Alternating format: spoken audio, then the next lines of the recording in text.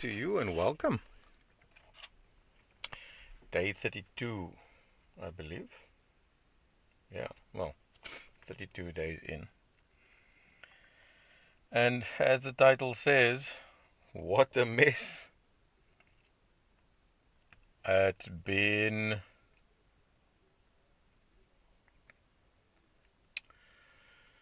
interesting month to month or month on month, I suppose, more or less. I am still about 4 kilos down on when I originally started, with a mess along the way. Although what's more significant is, I think a week or two ago I posted, probably last week, about dropping a size from triple XL to double XL. And that's quite a small cut or a slim fit double XL shirt. That's now loose. And I don't have anything extra large. I might have some old stuff that's extra large. I should go and crash that out and see if that fits. That'll be significant. Um, so that's more important than the the weight loss, if you will. In terms of mass, I'm bigger, if you want to equate it in that way. So, as I said, I started walking about 2 or 3 weeks ago. And, when I did this the first round, it was a case of all in, super intense weight resistance, resistance training, cardiovascular training, cold turkey on what I assumed is the right way to bend. And what I mean by that is not buying or giving into these banting treats, um, but just sticking to,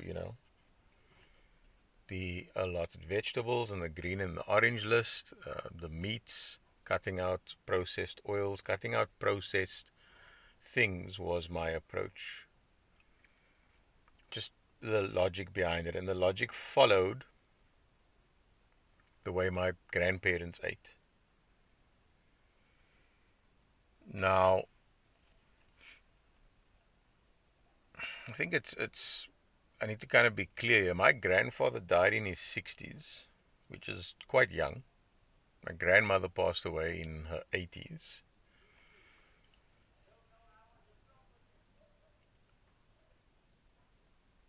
And the way my grandfather went out was quite dramatic. He had water on the lungs. So I'd have to check and find out if he was on any medication for high blood pressure or things like that, or what the cause of that was. And I'm just saying that off the top of my head because, high blood pressure tablets tend to be um, sort of go hand in hand with water tablets. I don't know what the terms are, whatever the case may be. But he was a very fit looking, I'll say, individual, very active, very muscular in that sense of, I wouldn't say bodybuilding muscular, but a fair amount of muscle on him. Um, my granny, on the other hand, was probably what you would call a endomorph, if you will. So built, not big, but built solid.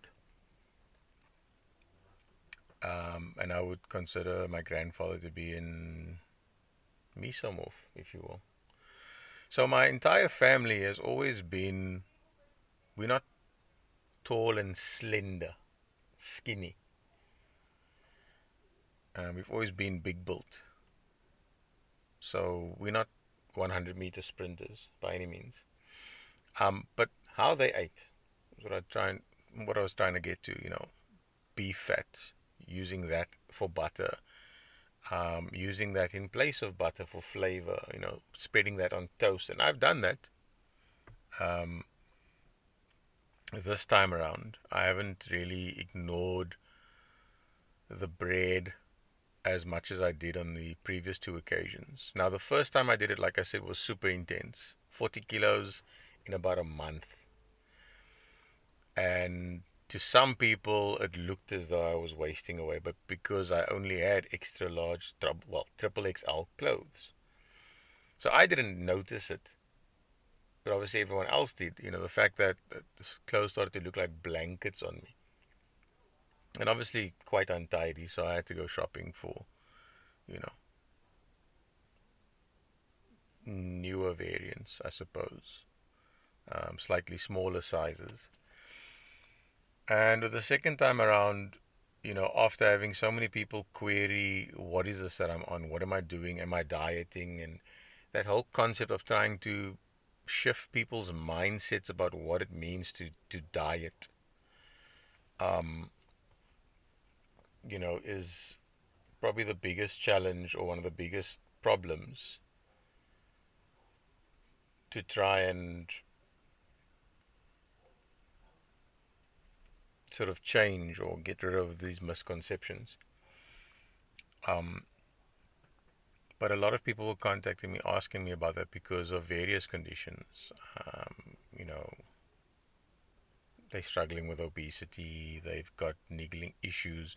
This wasn't something to treat gout, but I found myself suffering less and less by eating things that were considered by doctors to be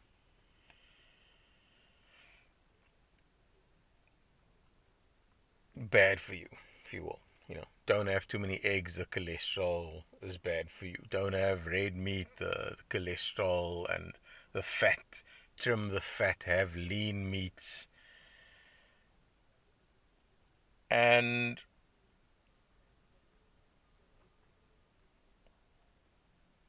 I'm just getting distracted here by Satish in one of the car groups, but I'll discuss that next week sometime.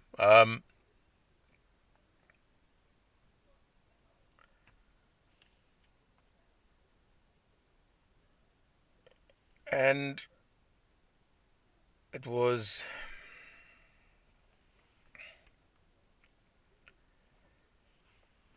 very interesting for me to note how my body responded to that. And like I keep saying,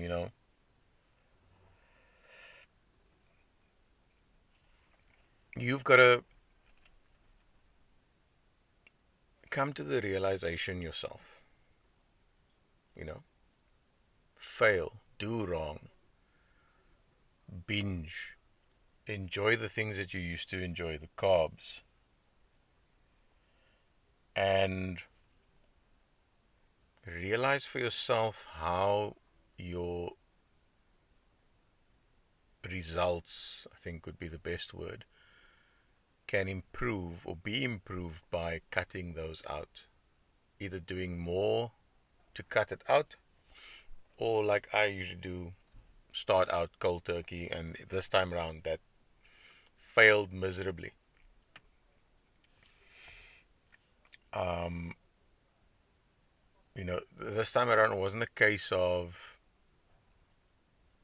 I've got nothing on hand to eat, so I'm just gonna get something so that I don't go into a ketoacidosis state or a state where my body thinks it's being starved. This time around, it was probably just a case of being too lazy, I would say, or pushing the limits too much to say, well, how long can I fast for? 18, 19, 23 hours. And perhaps I shouldn't have done that. That was wrong of me. So the second time around was more for me to see, well, okay, let me try and do this, but only eat. No exercise, no unnecessary, you know, um, or super intensive resistance training. Just eat my way thin. Ah, bad word. Eat my way to a healthier state, because there's no way I'm going to be thin. And that supported a lot of the queries from people who were like, I don't have time to exercise. I can't exercise. You don't understand. I can't walk. I can't. And, whether it was true, the matter at hand, or just laziness, be blunt, I don't know. But I set out to prove a point that you don't need to exercise to lose the same amount of weight or similar amount of weight. And I lost another, well, the same 40-ish kilos, if you will, after packing it on. But this time it took me 4 times longer, like 4 months, as I've said before. Whereas now, I wanted to try and do this the third or fourth time around in conjunction with one of my cars. But now, having done the observation in October and last week, me saying, you know what, I'm just going to continue like this, because the logic is there. If you are lighter and you are racing or you are in motorsport, and I had an interesting conversation with some government departments yesterday, but if I'm lighter, I will be quicker. That's, I'm just using myself as the example, whereas people are stripping out cars in that in the pursuit of that same achievement. And given the rules under MSA, for example, they're being penalized for that. I don't know what the rules are like next year. We'll see. Given what I've seen on Facebook, I'm just glad racing is back.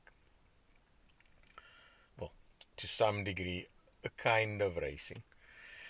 So, with that sort of logic, it's like I'm already in this for about a month. I mean, last week was just shy of a month. So I'm just going to continue and see where it goes, Continue in the same way. If I have a slice of bread here, if I decide, you know what, to hell with it, today I'm gonna have fish and chips, then so be it. And I'm gonna note how I feel during, after, and post. In other words, the next day. And so far, as I've explained in one or two of these podcasts over the few weeks, when it comes to carbs, I don't want to say we all know, but it's been, documented and mentioned and presented in TV shows that carbs make us happy. There's almost this sense of satisfaction to have a form of a carbohydrate. So whether it be your pasta, your pizza, I mean, I love pasta and pizza. It's probably my most favorite foods. That I have not eaten, pasta in particular, 32 days. Pizza, a year, more or less, about a year. So, would that make me happy? I don't know. It's a statement that has been made recently by Michaela Peterson, and I can never get to it. Nothing tastes as good as as healthy feels. I'm butchering the hell out of here. Nothing tastes as good as healthy feels. Now, the reason why I said I don't want to say thin is because I think that was popularized by supermodels prior and individuals prior in the 80s and 90s or 2000s, where it was nothing tastes as good as skinny feels. Well, it's obviously become controversial, but okay, it is what it is. There are 3 body types, and if you are not an ectomorph, there is no way in hell you are going to be skinny. Either way. So I'm in this. And I've noted that with the carbs, it almost feels as if I've been drinking, like full on binging on vodka or, beer or even some 12% alcohol that completely took me out of it, that I had more than a month ago. I think 2 months ago, you know. So that was interesting to note, but it's not something that I didn't already know. It's something that I picked up the second time around. I was like, whenever I have, and not even a carb that's not allowed, a carb that is sort of occasionally allowed, I just feel absolutely crap the next day or few. So if it's something that's processed and sugary and full of all these things to add flavor, I feel like I've been drinking for weeks. If it's, I can't say natural because most everything is genetically modified, but a carbohydrate found in fruits and vegetables, then, depending on the amount of carbs in those, I'll feel bad the next morning as if I've been drinking. So, 32 days in, I'm still maintaining at about 4 kilos off my original start weight of 123, which is not where I wanted to be. I wanted to gain about another 40 or so kilos, but I've just been struggling to gain weight by eating traditional takeaways. And by that I mean indulging in, fish and chips, slap chips, chip rolls, carb on carb with that added sugar. And things like acnes and biryanis and, meat looking meats like chicken, KFC, and steaks at steakhouses, and, chicken schnitzels and things like that with chips and onion rings. But it wasn't fast food chains that we are more familiar with that have been, cast into the limelight for several years through programs like McDonald's or Burger King or Steers. And it's something to note that these places are, for most parts, 100% pure beef. And that's something interesting to note, because it's not like you're eating, well, you'd like to think, low quality meat. You're eating, pure beef. But it's being sold to you as a meal, so it's expected of you to have a main, a side, and a drink. So, a hash brown or chips or fries or onion rings with your steak or your burger or whatever the case may be, your wrap, and a sugary drink. Now,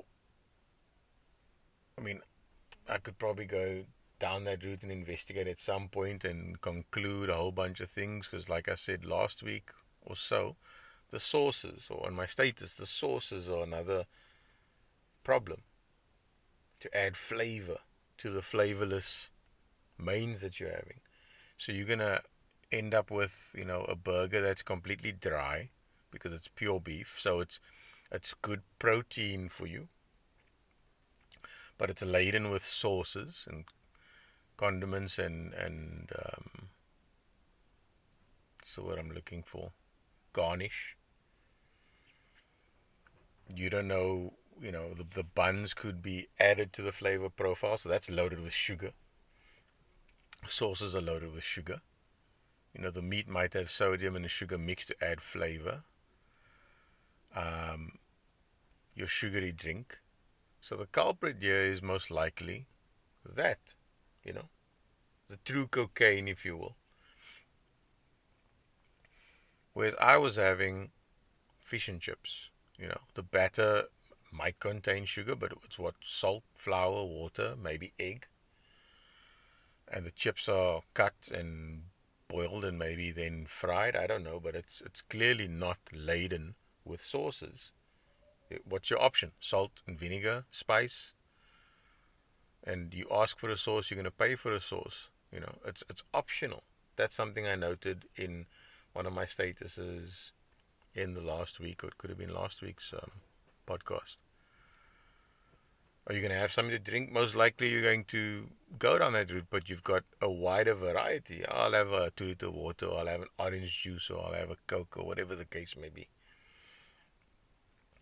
Or you're just not going to have a drink at some point or in some instances. So, because of that, I found it quite hard to pick up the kilos, to gain that weight, to get to a weight that would be exceptionally dramatic to demonstrate the weight loss. Now, I mean, if I look at how much I weigh, 123, and I look at how I lost 3 kilos the first 2 weeks, and then I said I'm most probably going to start plateauing because I've started walking, and that means, I'm going to essentially build muscle, which means I'm going to need more calories, I'm going to need more nutrients.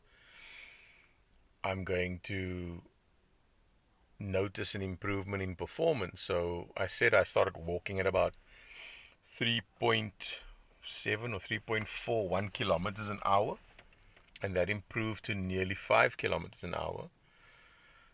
And the logic behind that is quite clear. I mean, if I have a certain amount of muscle, or my muscle density is X, and I can achieve this amount of work, and suddenly I can achieve more, I must have woken up some muscle tissue, for the lack of a better phrase, or I've added some muscle tissue. Fast twitch or slow twitch fibers, that I can't say. I haven't really gone that deep into it. But to be able to support that speed of walking, and 5 kilometers an hour is by no means fast, as I mentioned, because I was blown out of the water by a speed walker doing what I calculated to be about 8 or so kilometers an hour, full tilt. I don't think I've ever gotten to 8 kilometers an hour walking. So, from there on, to maintain that weight, to be building muscle, but to be looking a lot thinner. And now I'm starting to see it in my face. As I mentioned last week, my skin snaps back, and that might just be the hyaluronic acid in the beef bones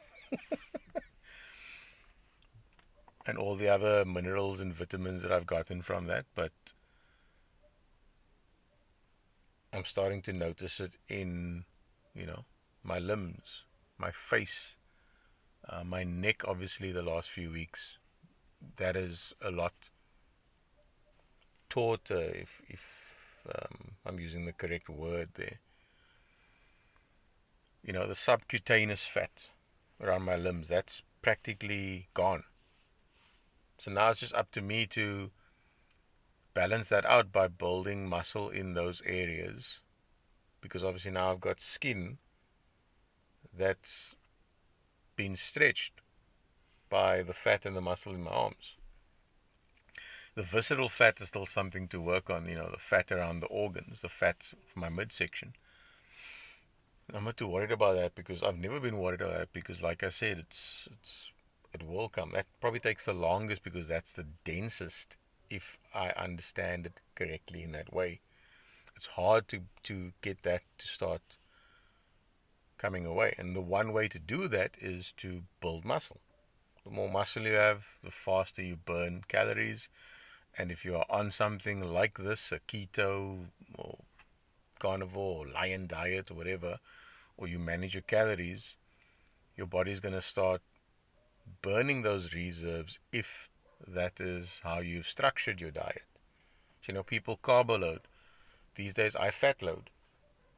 So I'm ketonic as of yesterday. I've been ketonic. I mean, all of last night I could smell the ketones as I'm speaking to the government officials.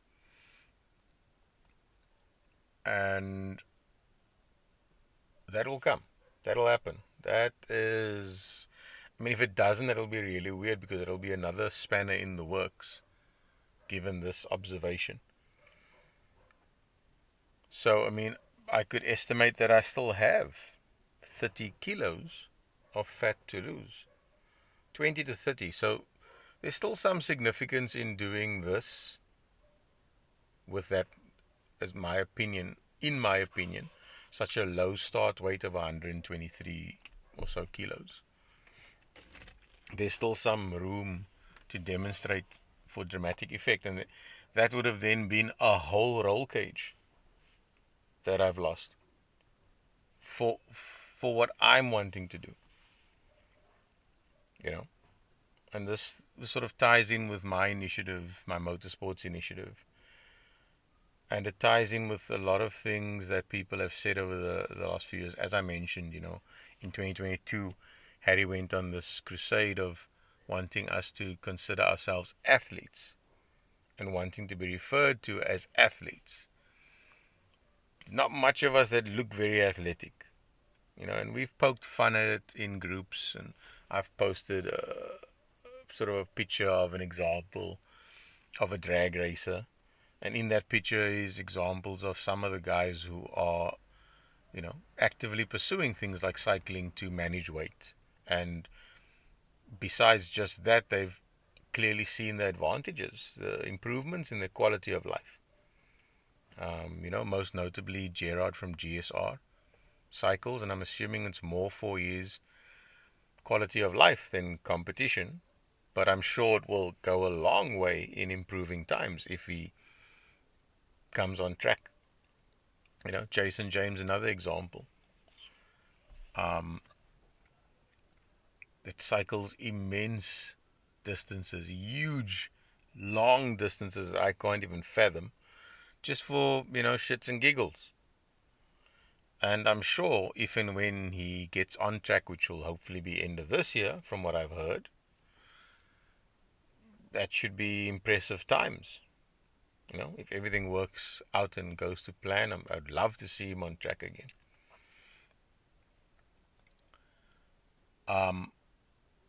So for me, I mean, to lose a whole roll cage, then I'm gonna strip and gut my cars like you wouldn't believe.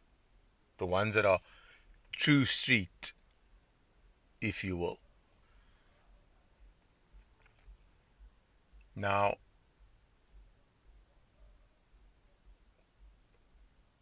I need to obviously go and get some or find some extra large and large clothes and see how that works. In terms of my pants, my tracksuit pants, slacks and so forth, I now need to get belts, so I now need to, actually tie them because of how loose they are. And some of them sort of, not shrink to fit, but they elastic, so it doesn't look too bad, but it's starting to look a bit untidy. Incorrectly sized clothes, whether you are too small or too big, bottom line, untidy. Um, and that's been interesting to see, the fact that I've not gained weight, but I've maintained weight after the initial loss. I gained a bit third or fourth week, as I mentioned I would, because the logic dictated that would happen with the increased performance in the walking speeds.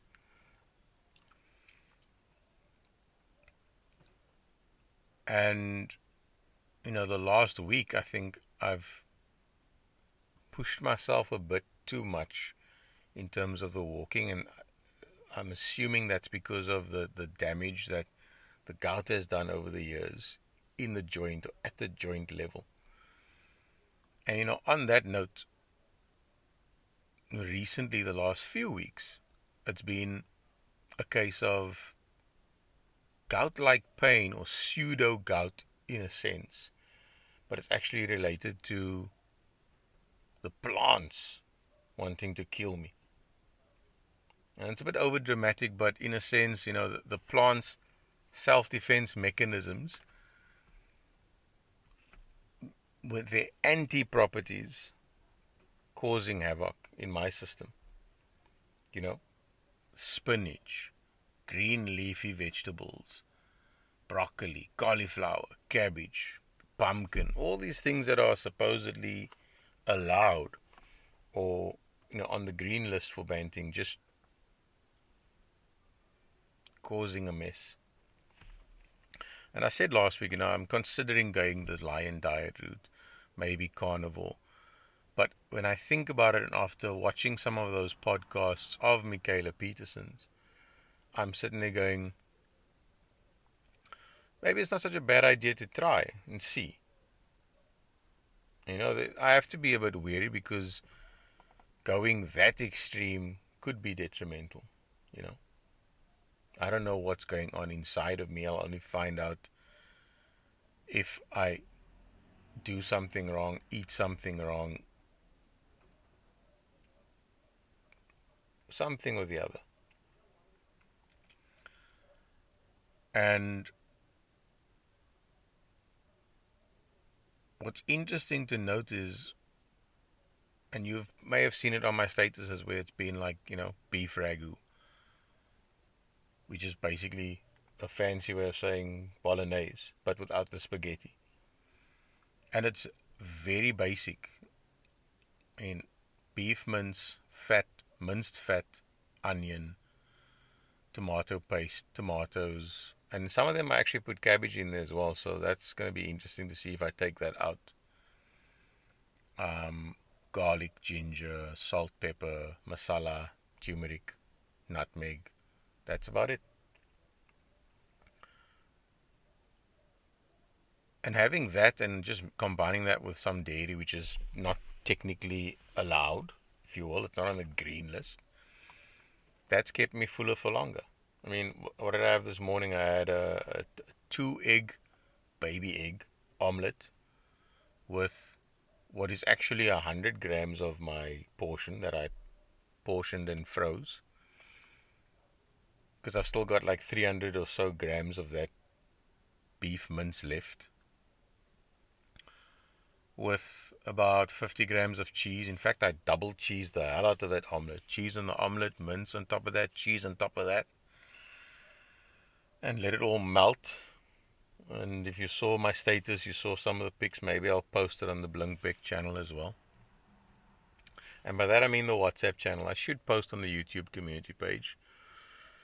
There's a lot of things I need to post there, but yeah, we'll see. And that was past 11 this morning after eating something to 10 last night. I'm still not hungry. I'm talking literally 2 baby eggs. And I try to dish down into this bowl to get the fat and the mince and the kayanks, if you want to call it that, if you understand that term. And I'm sitting here at what's it now? 6:30. Not hungry. I mean, my water intake for today has been quite high because it's been kind of warm. But yeah, I don't know. I'm going to push it and see how long before I have to eat again. Maybe 9, 10, 11 o'clock. And all I did was have a quarter of the portion that I set aside, which was technically 2 portions. Which just goes again to support my statement that yes, this is an expensive way of eating if you look at it on a surface level. Because you're not buying crap, you're not buying margarine and, all these butter type spreads or all these spreads. You're buying butter, you're buying beef, you're not buying ground beef. And if you don't know what the difference is, it'll scare you. I mean, ground beef is technically full of soya and other proteins to add flavor and cereals to add textures and whatever other else they want to add. I have no idea. But that was one of the big things for me. When I was having ground beef, I was having gout insanely so. And I thought to myself, well, clearly this diet isn't working because I'm having gout. only to discover that, there's three different types of mince, if you want to call it that. There's ground beef, which is absolute crap. There's lean, and then some people say extra lean, and steak mince. So I didn't care anymore. I just came to, well, okay, I don't need to have ground beef. I need to have actual beef. So steak mince. And then I started mixing fat with that to get to a fat content that I thought would work. And I went overboard, like 60% fat, 40% meat. And that cut the price of the mixture down from 140 or 100 and a kilo to something ridiculous that was less than the cost of ground beef, even on a special. And that's what I used for, making burger patties or making dishes, pie dishes, or mince dishes. And it's insane how much more nutritious it is at a less of a cost. Even if I didn't do that and sound like a drug dealer now, cutting the beef mince with fat mince. And sometimes I used to cut it with pork fat or lamb fat, in one case, all three. Um, Even not going to those extremes makes the portion cost less because you're eating less, because it's nutritious, and because there's calories, there's energy behind it. And I've touched on this and you may have missed it. I mean, just a quick rundown. 1 gram of protein, 1 gram of carbs equates to 4 calories each. So either or. 1 gram of either of those two is around 4 calories each. 1 gram of fat is approximately 9 calories. So more than double the calories, which means I can have half and still equate to the same calorific output of carbs. So if I cut out carbs, I halve my fat, and I have 1 gram of protein with a half a gram of fat, I'm going to equate to the same energy output, or input rather, for the output. If I want to replace carbs and protein with fat, and I have done that. If I'm feeling a bit hungry, just give myself some calories, you know, have a spoonful of gravy. And let's be clear, the onion that I use probably has carbs in it, and it cooks out as I braise it because I can taste the sweetness. That's one of the key things here. Once you start to actually do a true cleanse of your palate, not what you see on the Food Network. Once you start eating cleaner, eating whole foods, you can suddenly taste everything. I don't need to add salt because I can taste the salt. I don't need to add sugar because I can taste the sugar at times. Before drinking tea and coffee was like, geez, I can actually taste this is tasting acceptable. Not sweet, but acceptable, which is what the sweetness would have added. Now, I mean, what I'm giving you here in the podcast is probably not what's ultimately going on in my mind, because I'm trying to get it out there into these mediums and on this platform. And hopefully I do convey it in a way that you can understand it and adopt it and question it rather. Find what works for you and, make a change for the better. And hopefully pay that forward and help the next individual. But those are the things that I noticed, Suddenly tasting, I can smell things that are acceptable to me. And I'm like, there's no flowers around me at all. And I'll go looking for the smell, and I'll find it in a fruit or a vegetable that is nowhere near me. Now, there's obviously going to be a lot of misconceptions and sort of skepticism, rather.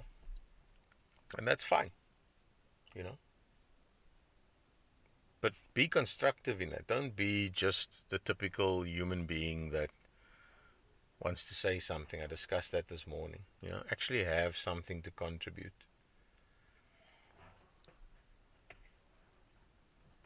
And for me, that was one of the key things, that eating whole foods, eating this way was just logical because I equated it to a locomotive and, fire. You have to stoke the fire to not burn, to boil the water, to generate steam, to move this engine. You are that locomotive, and your fire body is your metabolism. And that's where a lot of people suffer. I mean, I even had metabolic syndrome a good few years ago. I didn't know what to eat. I didn't want to eat anything. Nothing appealed to me. Now, if that was because of all the processed crap that we were eating, possible. I can hear my stomach complaining, but I'm not hungry. So my system is clearly growling and grumbling because it's empty. The logic to it dictates that I eat, but I'm not hungry. And, that's something that is still strange to me, being someone, as I keep on saying, that can pack it away. If you know me, you know I love food, which just adds in volumes and speaks in volumes to the fact that this is not one of those diets that you starve yourself. Because there's no way in hell I'm going to starve myself. I love food too much. Now, getting onto these calories and eating in this way with this whole locomotive analogy, if you don't stoke that fire, you don't add the fuel for the fire, and that could be anything. Locomotives use diesel, some burn wood, some burn coal. I love to see the ones that burn wood, but there has to be a fuel that you have to constantly supply and provide depending on what it is that you need. If your locomotive just needs to maintain heat, you're not going to be stoking it with fuel if it's standing still in a station. But you got to keep that fire going, because how many thousands of liters of water you have that you topped up, and you're not going to just let the fire go out and wait for all the passengers to get on, and how many hours to get that locomotive ready to move again. So that's one of the keys here that people don't understand. You need to eat. Now, the frequency, that's going to call a lot of things into question. You need to provide yourself with calories. Would probably be a better way to explain it. I mean, if I need 1,000 calories a day, that's literally, well, it's about 110 grams of fat. Are you going to eat pure fat? Are you going to take 2 sticks of butter, or, 2/5 of a stick of butter, or a fifth of a stick of butter, and have that for the day? If you can, then great. You're going to mix it up and have eggs and steak and maybe drizzle butter over that, whatever the case may be. But like I said, you have to eat so much less because you're eating nutritious food that cost comes down.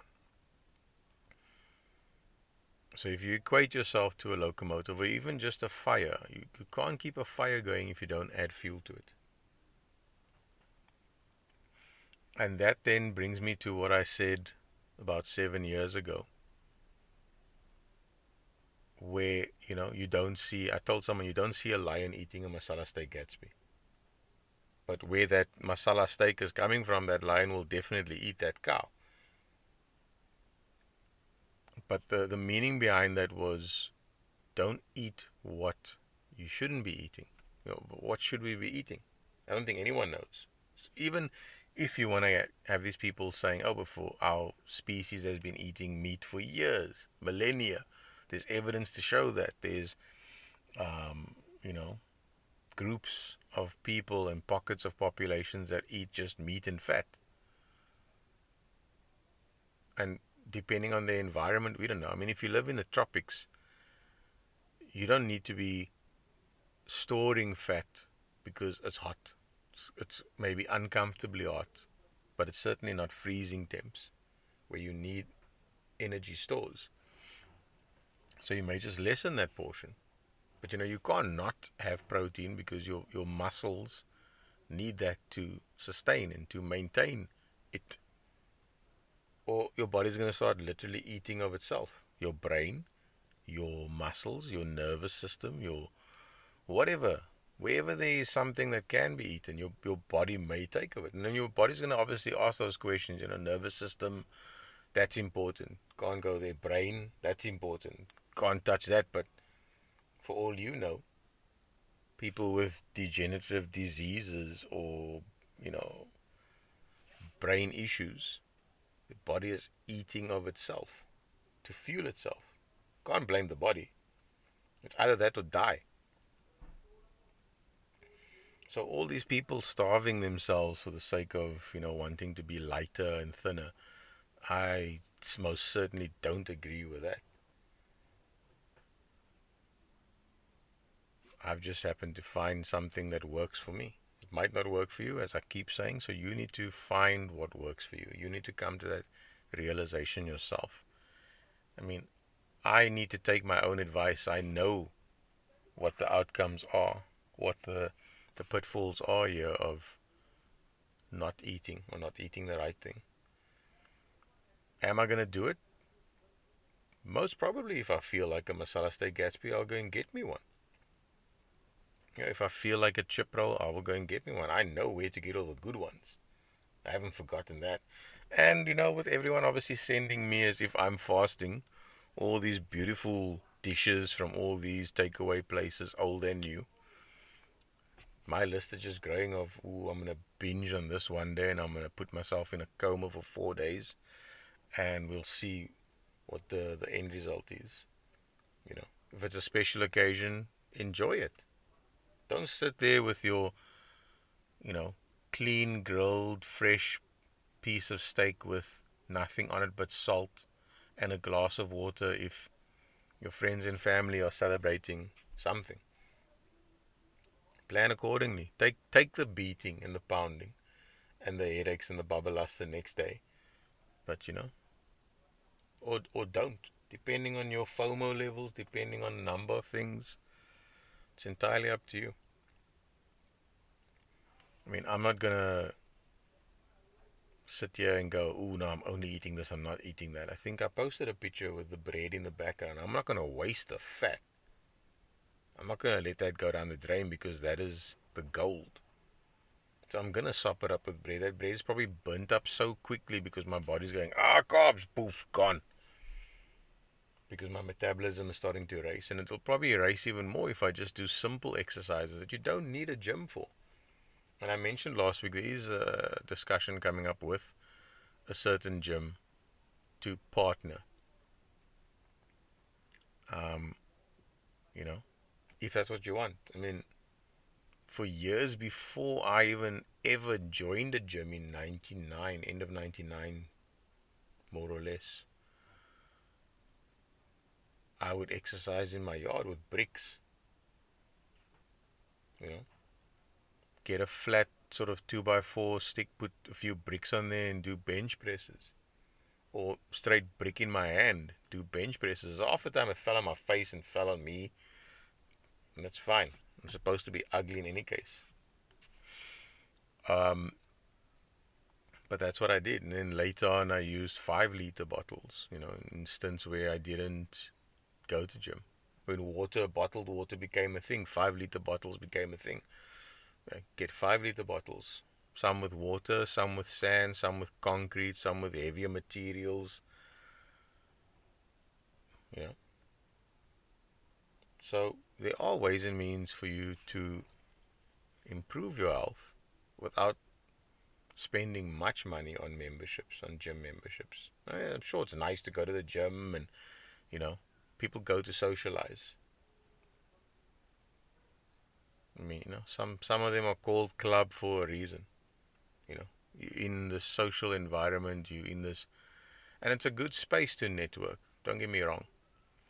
But if you don't have a clear vision of what it is you want, or if it's fun for you, there comes a point where it's no longer fun.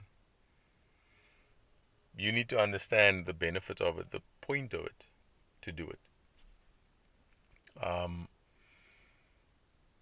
But you don't need to. I mean, you can just walk, and I've said this before as well.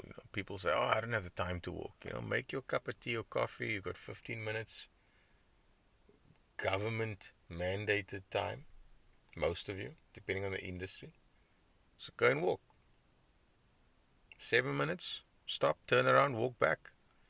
I mean, that's one of the things that I did in 2013, 2012, 2012, 2013, probably 2012, where I had a lunch break, so I just started walking. My lunch break's an hour. I was maybe a minute or two late here and there, but I've always been in that position where no one's going to really get on my case about that because my output is probably 10 to 20 times the next person. So I'd walk for half an hour, stop, turn around, walk back. That's how it started.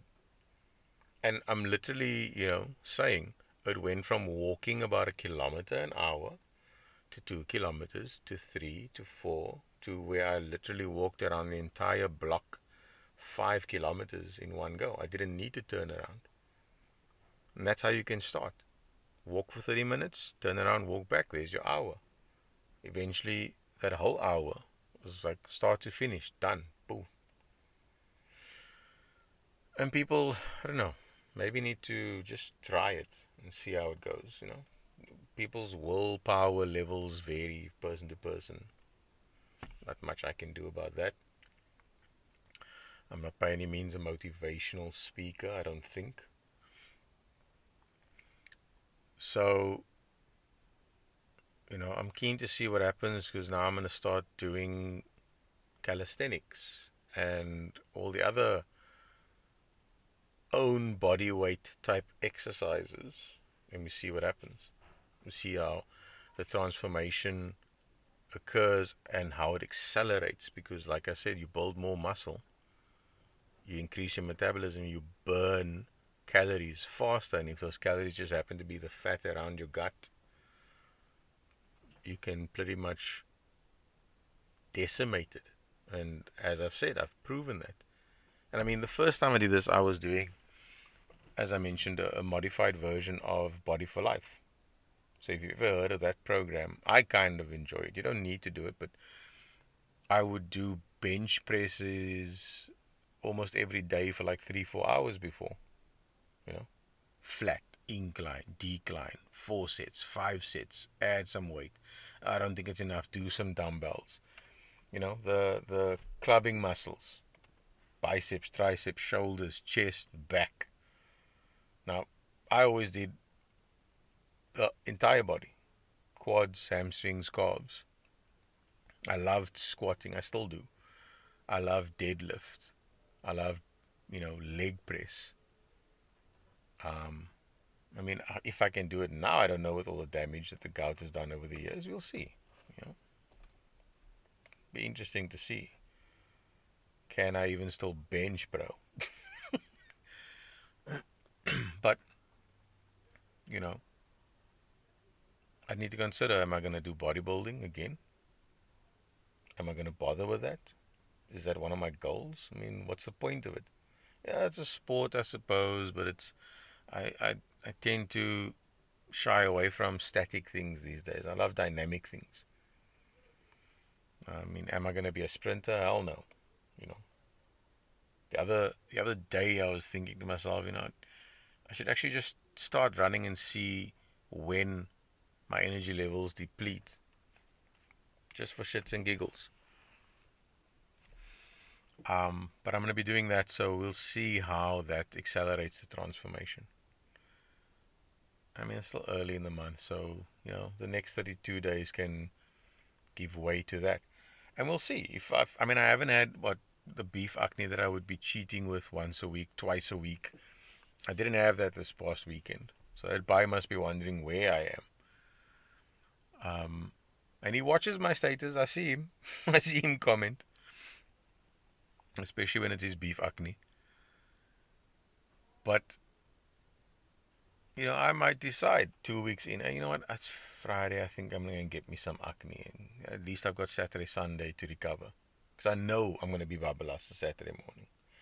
If not, lights out the Friday after I eat it, because that's what carbs do. You're happy, you want to go sleep. So if you're having trouble sleeping, have some carbs. Maybe not sugar, but have some potatoes, have some bread, have something that, you enjoy having. You'll probably have the best sleep of your life, to be honest. Um, and I know what's going to happen. The babalas, the headaches, the pain, and it's almost your body's way of saying, get up, just get this out of your system, drink some water, and some of us need to listen to our bodies. So I'm keen to see how that goes. As I mentioned earlier, if you've just tuned in, welcome. Like, subscribe, and share. Maybe I'll do that with these channels. Please, thank you. But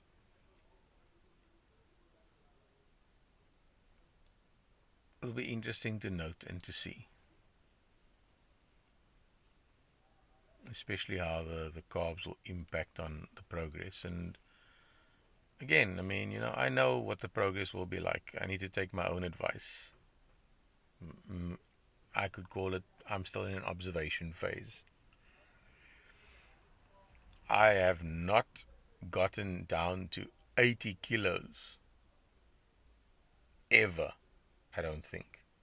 And that's more because I've always been doing resistance training, so I've always been packing on the kilos.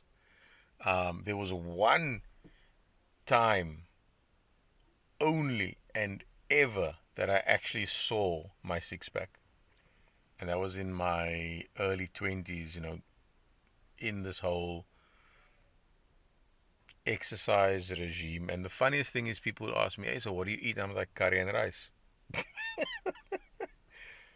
Really? And I was like, yeah, greasy as if curry and rice. And I didn't put the two, the two and two together back then, because it was fatty beef mince, for instance, with peas and rice and potato. And obviously back then, you're young, your metabolism is going great, you're in your peak. But I wasn't going on this, chicken breast, salads, feta cheese, whole grain rice type diet. Yes, I was using supplements, and I came across some that were insane. Um, Animal Pack was another one, but that was actually a nervous system jarring supplement that I don't think I would ever take again. Others that cause some very interesting side effects of vasodilation and hemodilation. So, your veins popping and increased blood flow. Um, and then things that contain tricreatine malate, not just normal creatine that was more easily absorbed. I don't even know if those products still exist, if that brand still exists, but there were products in there that were insanely ridiculous. Um, you know, with the first few instances of me doing this sort of diet or eating routine, I came close. I could start to see the top two of the six pack, and then the middle two sort of coming in there. And when I say six pack, I mean what I saw in my 20s was literally that 9 pack, all the way down into that V, um, at my hips and my waist and so forth. And I'm by no means an ectomorph. I did a few exercises that were wrong, that were actually building my abdominal muscles on the side, the love handles, as you call it, and that kind of makes it look a lot worse, because you actually start to look wider. So I obviously changed that over the years, but keen to see this next month.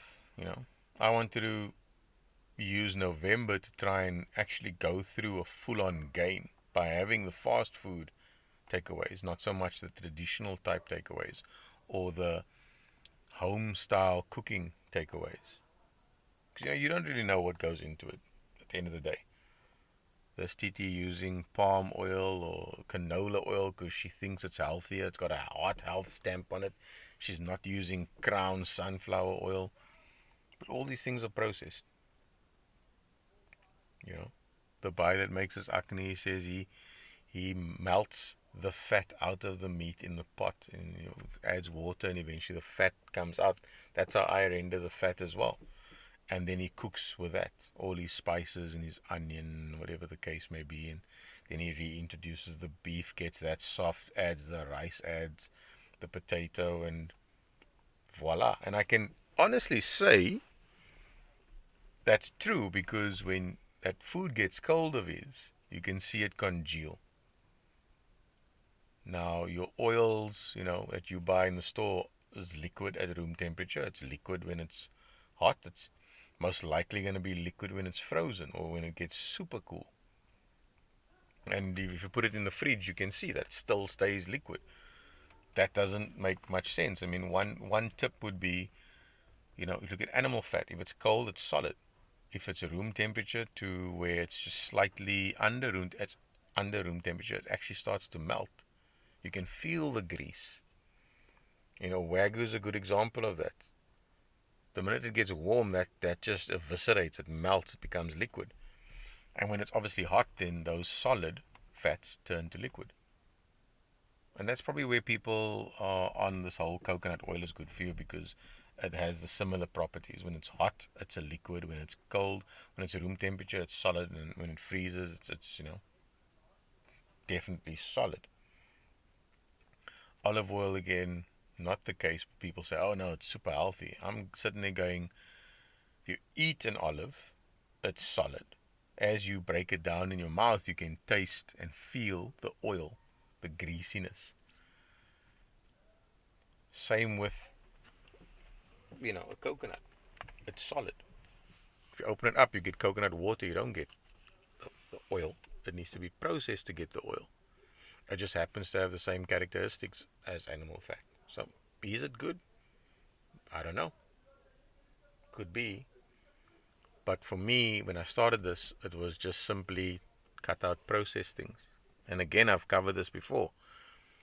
Bologna, Vienna, unless you've made it yourself from steak mince that you've put through a processor and you've added ice to keep it cool and prevent it from breaking down unnecessarily, and just mealing it down to almost a slime, because that's literally what it is, and you then package that and boil it, and you get to a fine meat, which is what it is. Unless you've done it yourself, you don't know what gets ground up and goes in there. Same can be said of steak mince. You don't know what goes in there. A hoof, tongue.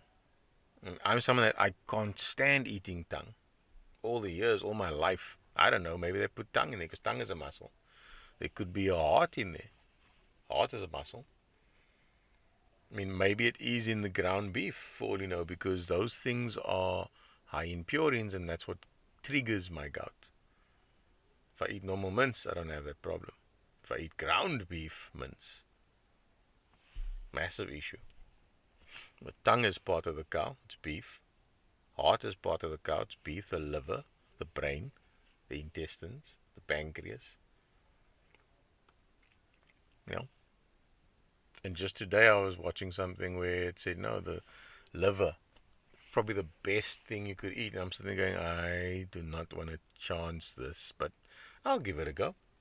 What can happen? If I feel the trigger and I've gotten it down to a tea bag and go, up, tingle, my Peter tingle, go and get some gout tablets. I mean, I've still got gout tablets, just in case. Because it's all about time. If I leave it, come 8 hours, it's going to be the most severe thing ever that you've experienced. So,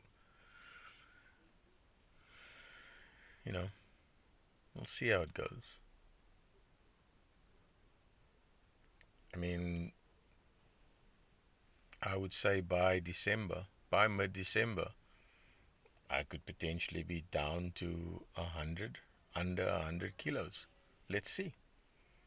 Maybe I'll make that my challenge. Middle December, 99 kilos. That would be very interesting. Which means I need to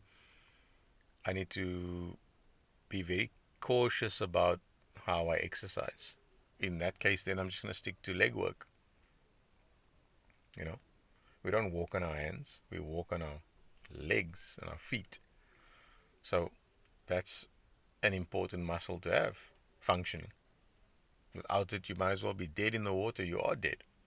And there's been so many studies to show that walking, leg exercises improves lifespan.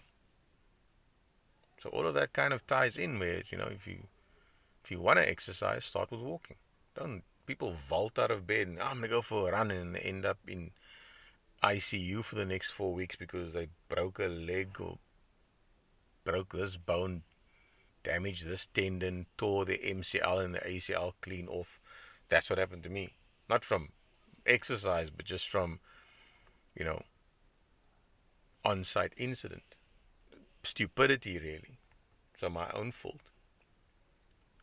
MCL and ACL clean off. And then by compensating and using my functioning leg, damage that one. You know, with my weight, trying to move around on one leg or placing strain on that, it's probably the worst thing I could do. But with a year's worth of physio, and shout out to Gary for that. Physio to our presidents or our ex-presidents, physio to Nelson Mandela. Very hard man. Man put me through shock therapy like you would not believe. It got to a point where I actually started to enjoy it. You know, electrodes on my knees going there. How was the last session, Dom? No, it was okay. Okay, I'm turning it up. Bang. I would love to know if this man put electrodes on Nelson Mandela. Maybe I should interview him one day. But yeah, shout out to Gary Louie, a whole year's worth of physio. I refused to go for an op. I refused. I was at one of the best surgeons in the country. And I just refused. I was like, no, I think I'll do physio. No, this is not going to work. That's not going to work. You're never going to be able to walk. I'm walking, you know. And all those other individuals, and some of them who were quite close to me that went for ops instead, went for post ops, went for further ops, went for, you know, operation to operations to correct ops. And I mean, some military personnel that I know, same story. I taught MCL, ACL, and they remembered my situation. They're like, but they went for an op, and then a few months later, they're going for another op. Working at some of the best or the best hospital in this country. So, yeah, I'm not terribly religious, but no surgeon is touching anything here. Thank you very much. Yeah, I suppose I have a high threshold for pain, so Gary certainly pushed the limits. But yeah, walking, something as simple as that, can increase your lifespan. So I would urge you just to do that.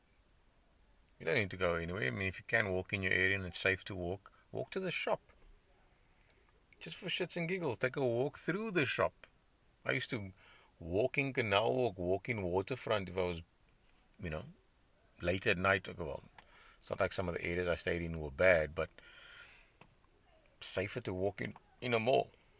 One time I even walked throughout the entire Century City, and then when it got dark, I was like, I'm not done walking through the mall, walking through the stores, and step counter. I didn't even register what that was back then. It didn't bother me. I didn't care. I was like, oh, I'm gonna walk till I'm tired.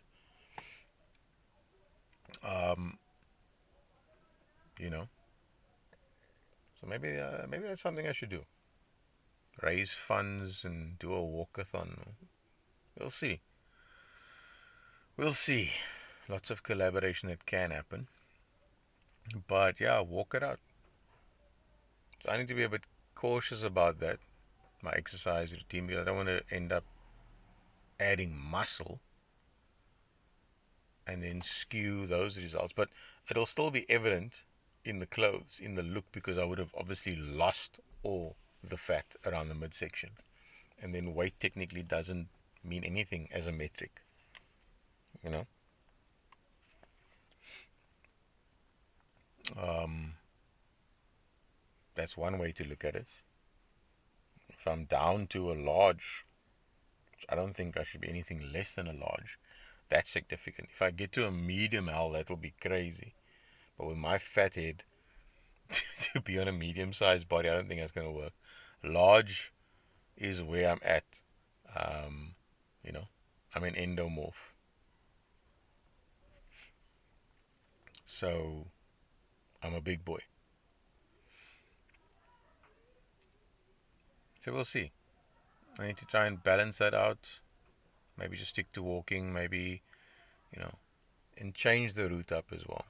I don't want to go too much into the fitness aspect of it tonight. I think I've been speaking more than enough than what I should have. Funny enough, not just over an hour, but I can elaborate on that. And you guys are more than welcome to DM me. All my details are there. Let me know what it is you want me to discuss in terms of this. This Blinkbek channel is more than just the food and the eating. It's meant to encompass some degree of health and exercise and wellness and a lifestyle centered around nutrition, centered around those three key critical things: air, water, and food. But yeah, let me know if you maybe want me to elaborate on that exercise routine, regime,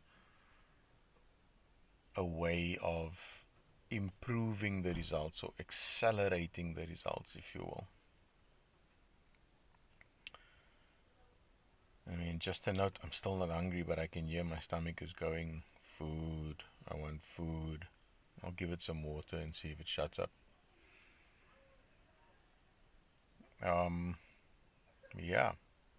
So, let's see how it goes.